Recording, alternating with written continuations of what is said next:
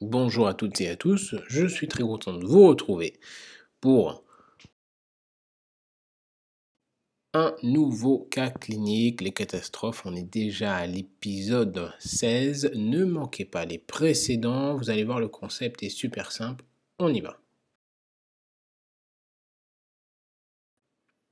Donc c'est un cas clinique en vidéo, vous êtes aux urgences et vous recevez un homme d'une quarantaine d'années qui est adressé d'un collègue oncologue qu'il suit donc pour une douleur abdominale brutale de moins de 6 heures. Le patient décrit des selles la veille et votre confrère suspecte un syndrome occlusif. Au niveau des antécédents, il est donc suivi par un cancer de l'amygdale sous immunothérapie, hypertendu, et il porte une sonde nasogastrique pour lui permettre l'alimentation. Au niveau des traitements, votre confrère vous a donc expliqué et listé que vous pouvez donc voir sur sur l'ordonnance, sur le courrier. Et donc vous constatez qu'il prend du Cardégique, du Skénan, de l'Actiskénan, du Valsartan et du Movicol. La première question, quels éléments ci-dessous orientent vers un syndrome occlusif de manière générale? Ça ne concerne pas forcément le patient, donc je vous propose les assertions et vous me dites en faisant pause, vous écrivez éventuellement en commentaire, vous jouez le jeu pour vous, pour vous entraîner les réponses. Les propositions, donc A, douleur abdominale, B, vomissement, C, absence de sel, D, hématémèse, et E, porteur d'une sonde nasogastrique. Je vous laisse faire pause tranquillement et on est parti pour les réponses. Et donc, on parle de triade occlusif. Pour faire simple, c'est une douleur abdominale associée à des vomissements et le tableau complet associe aussi l'absence de transit, c'est-à-dire de sel et de gaz. Donc, absence de sel, absence de gaz. Bien sûr, tout cela dépend du niveau d'occlusion. L'hématémèse, non, pas d'association évidente comme ça. Alors oui, il peut y avoir des syndromes occlusifs qui sont dus à quelque chose qui va engendrer à la fois une hémorragie digestive, provoquer ce vomissement de sang, mais bon, c'est pas ce qu'on décrit habituellement et le fait de porter une sonde nasogastrique n'est pas un élément diagnostique pour un syndrome occlusif. En reprenant comme il faut les antécédents, eh bien vous savez qu'il a en fait déjà fait un épisode de colique néphrétique il y a 10 ans, qu'il est hypertendu, sous IEC et thiazidique en fait, et qu'il est tabagique. Vous voyez que on a quelques informations, mais en prenant l'interrogatoire aux urgences, c'est la vraie vie, eh bien on a d'autres antécédents. Alors oui, le cancer est toujours factuel, mais vous avez quelques précisions. Les paramètres que voici, une saturation à 97%, fréquence respiratoire à 22 cycles par minute, une fréquence cardiaque à 84, tension artérielle à 145 sur 80, symétrique, une température à 37,2 et une glycémie à 1,2. La prochaine question, quel, au pluriel, diagnostic, au pluriel, évoquez-vous sur le simple fait de l'interrogatoire des éléments que l'on a cités et évoqués, des antécédents, des paramètres, etc. Qu'est-ce que vous évoquez? Les propositions: A, une ischémie mésentérique, B, une insuffisance surrénalienne, C, une occlusion, D, une colique néphrétique et E, un infarctus du myocarde pour les 3 lettres IDM. Je vous laisse faire pause. Comme d'habitude, prenez le temps de réfléchir. Et on est parti pour les réponses. Et donc les bonnes réponses, eh bien c'était tout. Alors oui, l'ischémie mésentérique, il n'a pas le tableau du vieux patient artériopathe qui présente déjà un angor mésentérique, donc des douleurs postprandiales. C'est pas le tableau exact, mais il pourrait présenter une ischémie mésentérique. C'est pas impossible, c'est pas impossible. Et il faut tout de même l'évoquer. L'insuffisance surrénalienne, oui, ça peut provoquer une douleur abdominale. Encore une fois, oui, c'est pas le diagnostic, Probablement, c'est pas le diagnostic probablement, mais il faut l'évoquer. Il faut l'évoquer. La tension n'est pas en rapport avec une insuffisance surrénalienne, puisqu'elle est conservée, mais il faut pouvoir l'évoquer. L'occlusion, oui, oui, effectivement, il a une douleur abdominale, il prend des traitements opioïdes, le Skénan et l'actiskénan, et donc il est à risque de présenter un syndrome occlusif. Peut-être qu'il n'a pas tout le tableau, c'est-à-dire qu'il n'a pas encore eu de vomissement. Peut-être que d'ailleurs on entend les bruits hydroaériques, mais ça n'exclut pas l'occlusion digestive. En effet, si l'occlusion est basse, eh bien, il se passe du temps avant d'avoir les vomissements.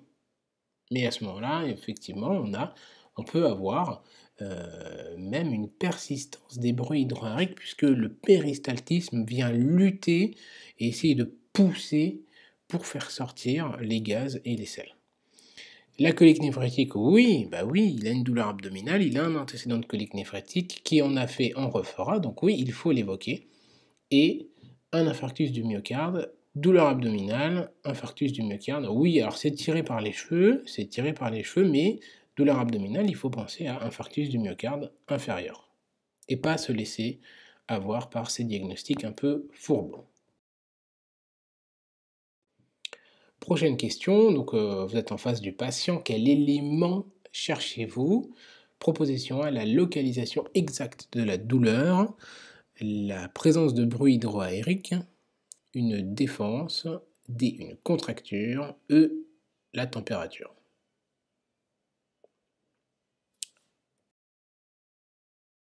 Les bonnes réponses, c'était cette question pour le point de vue général. Vous avez la température, oui, je vous l'accorde, certes, mais c'est dans le processus de réflexion face au patient, douleur abdominale, etc. Donc oui, vous cherchez la localisation de la douleur, bien sûr, puisque suivant l'endroit, ça peut nous orienter. Hein. Si c'est l'hypocondre, par exemple, à droite, eh bien, une colique hépatique, une angiocolite, un calcul. Hein. Si la douleur est plutôt épigastrique, on va se retrouver plutôt dans le tableau possible hein, de pancréatite, de gastrite, bref, d'autres choses. Sur les flancs, il faudra évoquer la colique néphrétique, de manière un petit peu diffuse, une colite éventuelle associant des diarrhées. Et en hypogastre aussi, hein, des tableaux plutôt sur le domaine du pelvis gynécologique pour les femmes.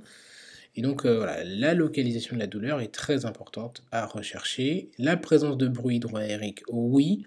Alors les études montrent que la présence ou non de bruit hydroaérique ne va pas forcément nous orienter vers une cause grave, puisqu'il peut y avoir des occlusions avec persistance des bruits et même renforcement des bruits, un aspect métallique des bruits, alors que l'absence peut aussi être en faveur d'une occlusion en raison d'un ileus paralytique.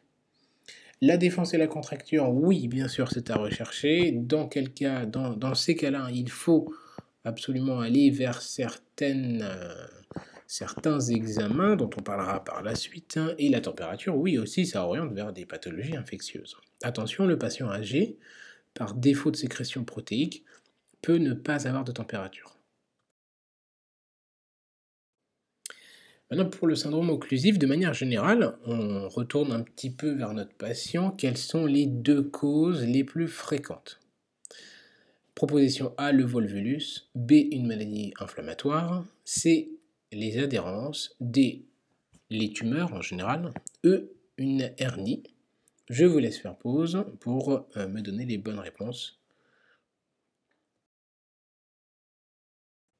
Et les bonnes réponses étaient la C et la D, les adhérences et les tumeurs. Donc le volvulus, cette torsion, oui, c'est une des causes d'occlusion, mais ce n'est pas la plus fréquente. Les maladies inflammatoires, maladies de Crohn, par exemple, hein, dans la famille des Mickey, ça peut donner des sténoses qui sont le lit d'occlusion. Donc oui, c'est possible, mais non, ce n'est pas les plus fréquentes. La plus fréquente, c'est les adhérences. Donc les adhérences, ce sont comme des fibroses en fait qui viennent s'attacher. Donc ce sont des restes, hein, sont des complications de chirurgie, même de cœlioscopie, donc des patients qui ont des antécédents chirurgicaux, abdominaux, gynécologiques, eh bien, peuvent présenter une adhérence de certaines, de la paroi, heu, et qui viennent stranguler, qui viennent, obturer, donc la lumière intestinale, le passage des sels et des gaz et donc provoquer une occlusion. C'est la première cause. La deuxième cause, ce sont les tumeurs, quelles qu'elles soient, hein, qui viennent, soit obstruer la lumière, donc à l'intérieur du tube digestif ou bien à l'extérieur, quelque chose de compressif. Et les hernies, oui, viennent aussi après. Il faut donc bien palper les sacs hernières au niveau inguinal, fémoral par exemple, et de la paroi abdominale.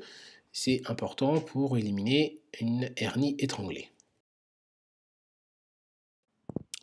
Un petit peu plus compliqué cette fois-ci, quelles sont les complications métaboliques que auxquelles on peut s'attendre en cas d'occlusion digestive? Proposition A, acidose respiratoire, B, acidose métabolique lactique, C, alcalose respiratoire, D, alcalose métabolique hypochlorémique et E, hypernatrémie. J'insiste, faites pause hein, pour prendre le temps de réfléchir sur cette question plus compliquée. Et je vais vous donner la réponse. La réponse qui est en fait les réponses, qui sont les réponses, hein, sont la B et la D. Donc, proposition A, une acidose respiratoire, non. Ça c'est plutôt l'exacerbation de BPCO, avec un tableau un peu restrictif, respiratoire. On va pas tirer les cheveux en disant que si la douleur abdominale engendre une restriction respiratoire, non. On va rester simple sur l'occlusion, ce qui arrive fréquemment. L'acidose métabolique lactique, oui, souffrance digestive, égal métabolisme anaérobie mitochondrial, donc production d'acide lactique, donc acidose métabolique lactique. L'alcalose respiratoire, non plus, on ne va pas tirer les cheveux en disant qu'une anxiété forte engendrant une tachypnée, une polypnée, sans organicité sous-jacente, abdominale, donc sans souffrance digestive, on ne va pas dire que ça fait une alcalose respiratoire. Non. En revanche, une alcalose métabolique hypochlorémique, oui, sur perte gastrique du chlore, donc hypochlorémique, et ça va engendrer une alcalose métabolique à ce moment-là. Par ailleurs, s'il y a des signes de déshydratation en raison du troisième secteur, il va y avoir une stimulation rénale du tubule proximal avec une réabsorption de bicarbonate et une perte de chlore. Et donc ça va favoriser l'alcalose métabolique hypochlorémique. Voilà. Et enfin l'hypernatrémie, non. Allez voir le topo sur l'hyponatrémie que j'ai fait, c'est un topo, et sur ce topo ou cette vidéo, vous pourrez comprendre que le troisième secteur en lien avec une occlusion peut donc engendrer une hyponatrémie et non une hypernatrémie. Votre patient vous indique que c'est la première fois qu'il présente cette douleur, que l'apparition est plutôt brutale, c'est effectivement les informations que votre collègue vous a données, qu'il n'a pas de rectorragie, que la douleur est très intense, diffuse, évaluée à 10 sur 10, qu'il présente une contracture cliniquement, les bruits hydroaériques sont diffus, et le pouls est perçu aux 4 membres et est régulier. Petite question intermédiaire dont je vous donnerai la réponse en fin de vidéo. Pourquoi le pouls aux 4 membres perçu et régulier est informatif en quoi hein, et pour quel diagnostic? Ça c'est une question intermédiaire. Restez jusqu'à la fin de la vidéo, je vous donnerai la réponse. Quel traitement prescrire pour le patient? Donc là vous avez constaté toutes ces choses-là, vous avez toutes les informations. Qu'est-ce que vous prescrivez? Proposition A, du NaCl 500 ml sur 30 minutes. Proposition B, du glucose G5, 500 ml sur 30 minutes. De la morphine au pouce seringue électrique. Du paracétamol 1 g en nivellant. Et la réponse E, kétoprophène 100 mg en nivellant. Je vous laisse faire pause pour vous donner les bonnes réponses.